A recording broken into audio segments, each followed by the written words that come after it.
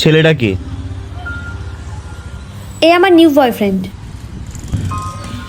বয়ফ্রেন্ডও বানিয়ে নিলি? আমি তো ভাবলাম তুই সিরিয়াসলি নিসনি, বাট তুই এখানে বয়ফ্রেন্ড বানিয়ে নিবি এটা আমি ভাবতে পারিনি। হ্যাঁ তো কি করব, তোর সাথে থেকে কি জীবনটা নষ্ট করব? দেখ রিমি, তুই আমাকে ভুল বুঝছিস। তুই আমার সাথে কোনো প্র্যাঙ্ক করে থাকলে এখনো আমাকে বল।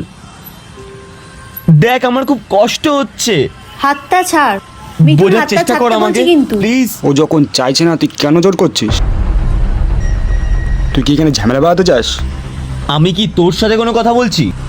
তুই কেন মাঝখানে আসছিস? তুই কি বুঝতে পারছিস না ওর বলার অধিকার আছে, তোর বলার কোনো অধিকার নেই। কথাটা মাথায় ভালোভাবে ঢুকিয়ে নে, তুই চলে যা এখান থেকে।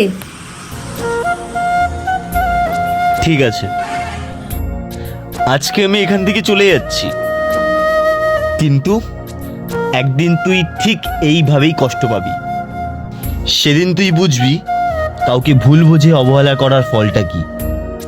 ভালো থাকিস। আসলাম।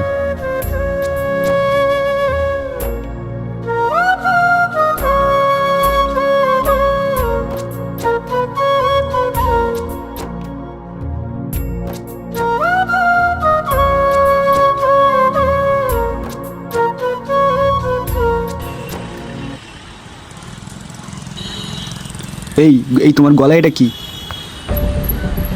কি এটা? এখানে? কি এসব? আজকে সকালে ফুলপাড় থেকে কি যেন একটা কামড়ালো, খুবই চুলকাচ্ছিল, মনে হয় অ্যালার্জি ফ্যালার্জি হয়ে গেছে। আমাকে দেখে কি বোকা মনে হচ্ছে? আরে আমি সত্যি বলছি। ও আচ্ছা, তোমার আগের বয়ফ্রেন্ড কেন ছেড়েছে এখন আমি বুঝতে পারছি সব। আরে আমি সত্যি বলছি, এটা কোনো পোকা টোকা কামড়েছে। আজকের পর দিয়ে কোনো ফোন করার চেষ্টা করবেন আমাকে।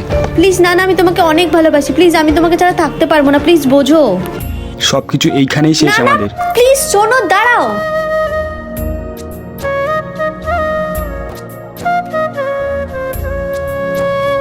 ভুল বোঝাবুঝির কারণেই সুন্দর সম্পর্কগুলো নষ্ট হয়ে যায়।